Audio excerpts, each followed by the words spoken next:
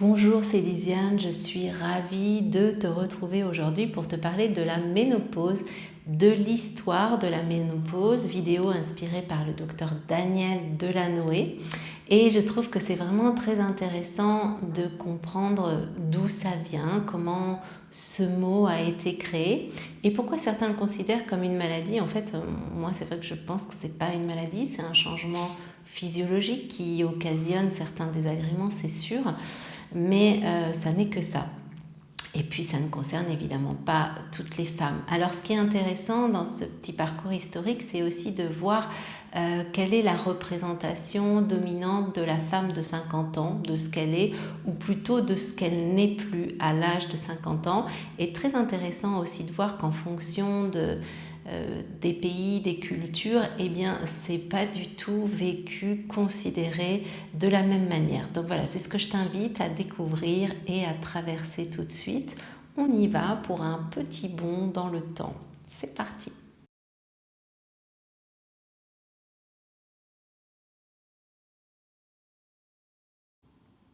Donc effectivement, c'est très intéressant de se pencher sur l'histoire de la femme de 50 ans et sur les changements physiologiques qui s'y associent, et de constater que le regard, la représentation de cette femme n'est pas du tout la même en fonction de qui la regarde, est-ce que c'est un homme, est-ce que c'est une autre femme, et puis en fonction aussi bien sûr des représentations socioculturelles d'époque, de pays, de tribus, etc.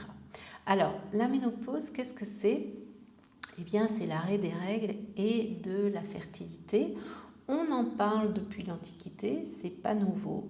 Et au 1er siècle, par exemple, on disait qu'un chien qui léchait du sang menstruel allait contracter la rage.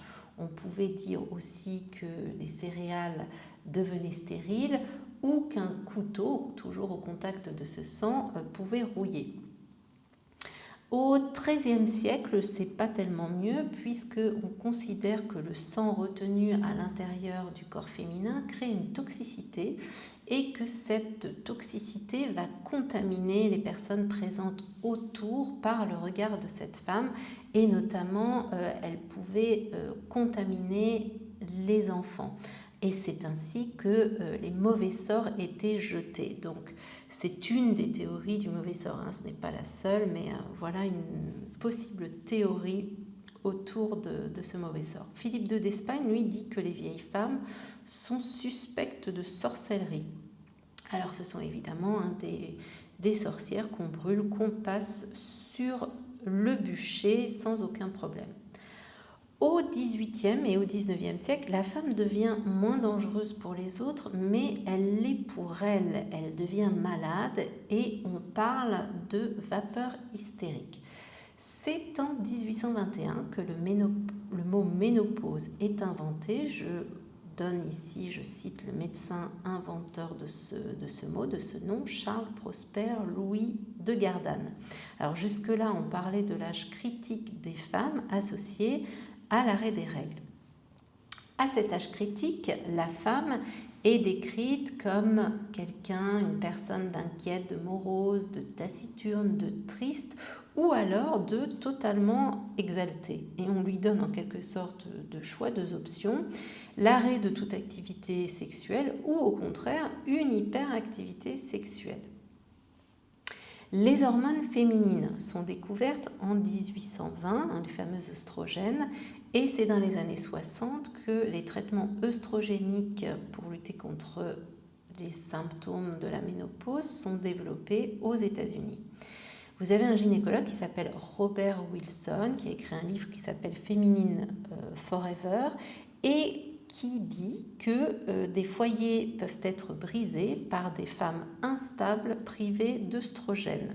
Alors, portrait assez dramatique qui justifie le traitement hormonal pour que ces femmes puissent remplir leurs devoirs conjugaux. Donc, je vous laisse élaborer votre propre jugement, opinion sur la question et sur l'utilité sociale, la vision de la femme à cette époque par certaines personnes. Alors ensuite, On a Arthur Schopenhauer qui va nous donner lui aussi son avis sur la question. Et il dit « Une vieille femme, c'est-à-dire une femme qui a passé l'âge des menstruations, ne nous inspire que de la répugnance. » Il ajoute « Sans doute nous laissons-nous guider à notre insu par la simple possibilité de reproduction. » Voilà un autre avis éclairé, là aussi je vous laisse juger.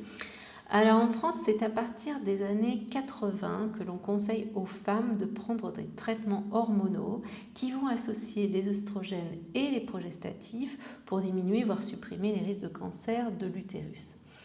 Le mouvement féministe aux États-Unis a revendiqué le fait de pouvoir passer ce cap sans traitement et sans catastrophe physiologique particulière. En France, le mouvement féministe est moins actif à ce sujet. Il a peu critiqué la représentation populaire de la ménopause. Il a peu critiqué d'ailleurs aussi la représentation du corps médical sur le sujet de la ménopause. Alors, le statut social des femmes diffère dans les sociétés et ça va du meilleur au pire. Alors je vais commencer par le plus négatif, les plus mauvaises nouvelles, disons.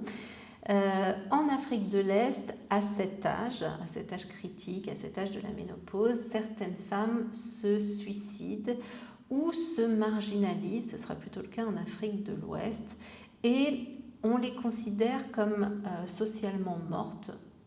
Elles n'ont plus de place sociale reconnue. En Nouvelle-Guinée, les femmes sont chassées du village car considérées comme n'ayant plus aucune utilité.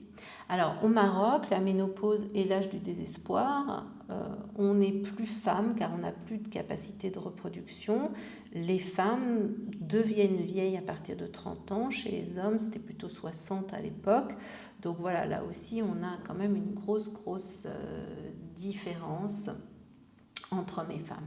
Mais pour aller dans du plus positif, par exemple, chez les Indiens Mohave d'Amérique du Nord, c'est très différent le statut social de la femme après l'arrêt des règles. Et c'est l'anthropologue Ducreux, Georges Ducreux, dans les années 30-40, qui a très bien décrit ça en disant que pendant et après la ménopause, la femme Mohave reste au cœur de la vie, les mains pleines de travail, sa maison pleine de petits-enfants, la tête pleine de sagesse, de l'expérience, les bras souvent pleins d'un jeune mari ou amant, le regard lumineux, prompt à la répartie et pas du tout gêné de flirter avec un homme assez jeune pour être son petit-fils. Donc voilà une autre vision dans une autre société, une autre culture à cette époque.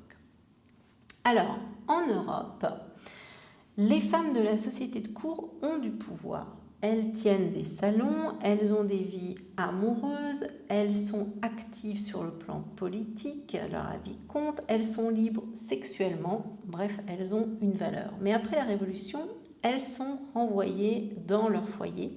Et là, c'est une vraie régression du statut des femmes, puisqu'elles sont à nouveau réduites à leur statut de reproductrice. Et en étant moins actives sur le plan politique, sur le plan social, elles souffrent, elles se plaignent, elles commencent à consulter et on en arrive à la création ou à l'apparition des premiers troubles liés à la ménopause, voire à ce que certains peuvent considérer aujourd'hui comme peut-être une maladie. Plus proche de nous, Simone de Beauvoir, dans les années 50, parle d'une femme dépouillée de sa féminité, avec un moral complètement à plat, et elle dit qu'elle tisse tristement le néant de ses jours grâce à une liberté dont elle ne peut rien faire. Hélène Deutsch, à la même époque, dit que c'est un désastre, une humiliation. La résignation sans compensation est souvent la seule solution. Et puis on va aller aux États-Unis, toujours dans les années 50, pour là aussi trouver une pensée plus positive autour de cet état et de notre statut de femme de 50 ans. Et elle dit que la ménopause peut être une étape de la vie paisiblement acceptée et heureusement surmontée. Donc Margaret Mead prend bien plus de distance avec les représentations socio-culturelles habituelles. Ouf, ça fait du bien. Alors pourquoi j'ai souhaité vous résumer cette histoire, bref, de la ménopause?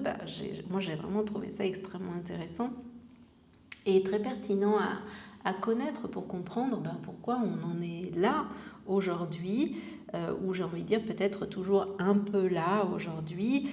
Ce qui m'apparaît là aussi, c'est que même si on souffre au niveau physiologique de tous les troubles qui sont associés à la ménopause, bouffée de chaleur, perte de libido, le moral en berne, la prise de kilos, etc., il y a quand même aussi toute une souffrance psychologique qui est tout aussi importante, et j'ai peut-être envie de dire, si ce n'est plus.